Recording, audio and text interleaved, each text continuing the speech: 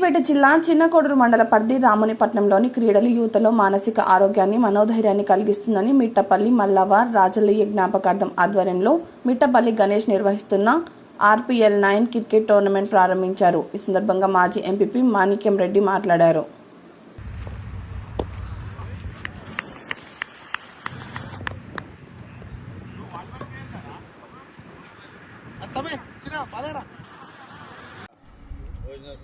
వసతి తర్వాత అదేవిధంగా ప్రైజు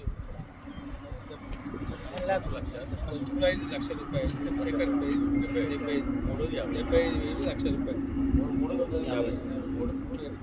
మూడవది 50. నేను లేని మీటింగ్లో ₹1,00,000 75,000, ప్రైజ్ మనీని మనం ఇవ్వబోతా ఉన్నాం.